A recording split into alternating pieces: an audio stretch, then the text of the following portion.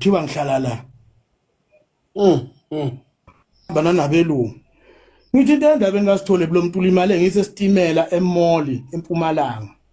bengino 2 days ngifikile eMpumalanga kuleli lovukulelo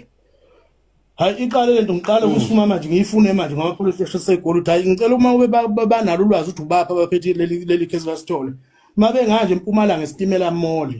eDepones ngangihleli khona cishe sahlala 5 hours ukusuka ntambama ngo5 cishe sahlwa na ngo8 la sahleli khona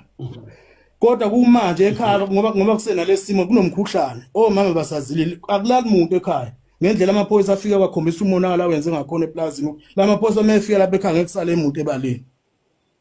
information ekhishwa abantu abalahla umkhondo olandelwa amaphoyisa basebenzisa abamaphoyisa ngenhliziyo zabo ukubona basaphethe lento kakhuzwa yakumoshakale kunjalo engozi elimala uJobe lo useMall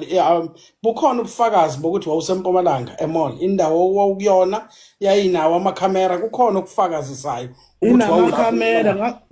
inamakhamera ngangishuta siyiphuzela futhi phela into angiyazi manje nje kwathi nagcinana namabhenge ngigcina nezo mangivashela ombomza bami lapha nosibalo khona osibala abahlala khona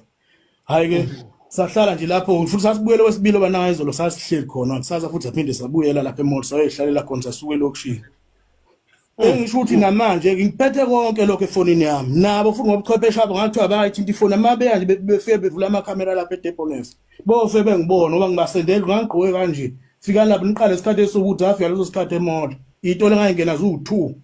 engizazi kuneshort ngafini verify khona amakhamera ayongikhipha ukuthi bengilapha ngihlangana lento engilandelelwa yona manje lapha lento yenziwa abantu bangakithi abadala abakhona lapha beyafutha ukuthi amaphoyisa afuna namhlanje ufuna namhlanje umndeni wakithi ungabhekani nomndeni wakuSithole ngabantu abakhanda into beyibona ukuthi hayi kodwa ukuthi manje bathanda ukuthi la kungcole khona kuyobhica igama lami lapho ukubhica umndeni wakithi right amaphoyisa akufunayo amaphoyisa aseBarberton noma amaphoyisa asegoli la kwenzeka khona icala noma amaphoyisa ala kwaZulu Natal lamaphoyisa akudinga kakhulu ngabe ngikhuluma iphutha webhuti ngoba ukufika kwawo lapha akekho wayekwazi ukuthi asukaphi akanjani kodwa nje afika afuna mina lapha athi kuthiwa kunomuntu engimfihlela ngithi ngihlale ekhaya ngihlala nakhona eplazini yamasebenza nje inkoma belusa abahlala eplazini wena usuke wawenza mhlawumbe izaba zokuthi uye uhanjiswe umuntu omdala noma ummeli emaphoyiseni ukwazi ukuthi uyoclearisha igama lakho usuke wasondela emaphoyiseni station esiseduze ngokombiko oshoyo ngizamile ukufika eNquthu nebala ngaphinde futhi ngadibana naye lo muntu engibona vele uyangihlupha ngimazwe ebuyaphi ngana lokho ukuthi angimazi noma sengibonile noma angibonile ngicine ngakhona ungenelele lo police station ngokuthi sengidibane naye khona ePitobeni angangazi ukuthi ubuyaphi ngabona vele uzophinde futhi ngakhelele ulayini ukuthi uyangibona mhlambe ngila eNquthu enze lezi zinto zakhe azenza kumina angimazi sakhona ungena epolice station okay kodwa unaso isifiso sokuthi uxhunyaniswe namaphoyisa kuze amaphoyisa ngoba kubalekile talents uphenyo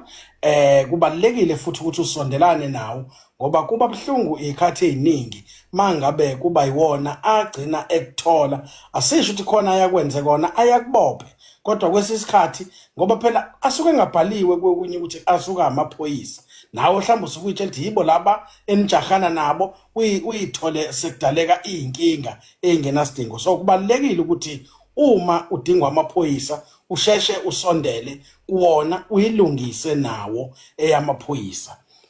siqale sixolise mfowethu kakhulu ngobuhlungu balento uthe ubani umuntu owenza yonke lento ngeke ngikwazi ukumdalula la kodwa mase ngiqonde namaphoyisa ngiyawabeka nje caca amagama abo ngoba lento yomoya ingagcina ithatha iyosebenzisa igama ngendlela ongasiyona kodwa ngoba kuhle lothi amaphoyisa ngifuna ukudibana nawo ngoba sengigcine ngifonela amanye athi ayangifuna kodwa akukho engibonile kodwa umuntu amfunayo athi kuthi ufihlwe yimi engimondla ngithi ngimondla ngani ngoba ngino2 years zonke mina ngingasebenzi ngihlalele ekhaya ufihlwe yimi ngimfihla kulo yabo sizwa kahle right mawuthi amaphoyisa ase South Africa noma ungeke kube nasiqiniseko akhona osuxhumana nawo ukhulumisana nawo. Mfowethu siyazolana nawe kakhulu. Nathi si-Clean Governance sizozama ukulekelela ukuthi amaphoyisa ase-South Africa sizwe ukuthi ungalekeleleka kanjani ukukwazi ukuthi udaba lakho luphatheke ngendlela. Kepha-ke asikuthembise nakho uma ukuthi osolwa kukona kuyikona asinawo amandla ukuthi siphikisane nengalo yomthetho. Kepha ukuthi ukwazi ukuthi ufike uphephile emaphoyiseni singakulekelela kulokho. Siphinde sithembe ukuthi mfowethu uzokwazi ukulekeleleka igama lakho liclearisheke. Angithi wena uyaqinisekisa isizwe silalele sonke mfowethu awuyena uJaskey.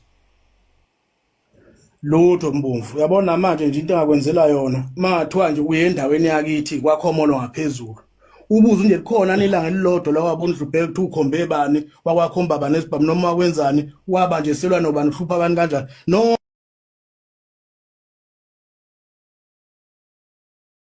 kugcina manje ukuthi waphela mina nginegama lilula igama labantu bayalazi kulutho umuntu emukela into akayizomuntu ewumakhelane wakhe ethi hayi lo muntu njani lo muntu ukhanda into yakhe ewubola nje kulo muntu akalimaseke isibila sipikisana amaphoyisa ukuthi awenza umsebenzi wawo mawukhona kufuneka kwenza kodwa abantu abese ukusebenzisa amaphoyisa ngendlela ongesiyona entweni esuke ilandela umuntu ethatha amaphoyisa wasele ngokuthi yena ufuna ukuthi kuhlukumezeke lo yamuntu wase nenjongo ukuthi kufuna abe lo yamuntu ulele phansi ngomthetho. Kubhlungu bakwethu asike sikucacise lokhu umculi lo ophila ngawo umculo so ke sizwa ubhlungu ngoba uthi umsebenzi wakhe useze wawuyeka ngoba ufaka impilo yakhe engcupheni akakwazi ukuthi aqhubeke asebenze namanje uthi usekubhaceni akakwazi ukuthi bazile kahle beumndeni ngoba kunenkinga ekhona ekhaya and kumphatha kabi ukuthi kuzoba salimale umuntu kukhonjwe kuyena kuyinto ebhlungu uthi bangaka abantu asebekhonjwa kwena bawu10 laba nje abalimale ngodlame umzala kuphela ungakhonjwanga kumina kodwa bonke laba bakhandikile lokunjani ukuthi akuba abantu ababekwe egameni lami kuthiwa uDlubhek obulele bonke labantu makuhlangela imhlangano community efunazo zonke lezi zinto phansi usho ubuze emhlanganweni ukuthi lo muntu obantu uhambe kimi ngangabangani naye nje kodwa nje ilanga elilodwa phela ngikhuluma abantu bala endaweni ukuthi ubani ongasume ngabana lo muntu sibangana ukhona umuntu ongaphuma kube yobulala umuntu wazimbulala likwenza kwaze kwanzima awuyitholi impendulo bathi ubabulala nje bamama Should nje kunandisa ngobe yini ngoba phela lento iyangidida ukuthi mase bekhandile ukuthi uthimi ngiyavuma uthimi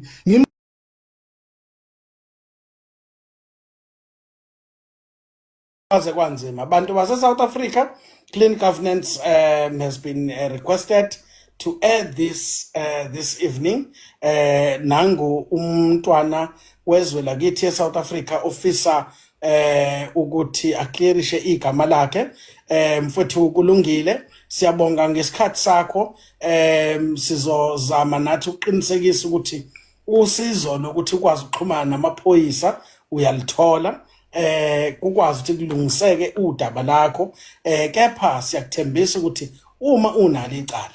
asinawo amandla asinake singakwenza angithi wena uthi cha lutho akekho hambe ngesandla sakho kulabo abahambile nisho yedwa mfowethu ngoba nalamhlanje ngihamba leli icala ngishaba kubomufa bazi ukuthi ngaboshela into yakubo akunafakazi akunalutho nje ngakuthuka kuyonandiswa nje ngami lapha eBosberg. Okuhlungu kakhulu amaphoyisa amaye ngibopha ngiyathola ngaphandle angena ema-oneni ngokuhlukana kwawo athatha imali kwelinye athatha 30,000 kwelinye athatha 20 athi ngithi ngangithunywe yiyo lawo ma-on ngiyaphuma ngiyanuka phuwe ejele ema-oneni ngento engayazi yodwa amaphoyisa asebenza ukuqoqa imali ngegama lami ema-oneni ngaphandle. Yabona bani lo hlelayo eceleni hayi uyikhulumela ngefoni lo ngahle. Oh okay right sesiqeda mfowethu uthi noma ngakuthiwa kwenzekani wena uclean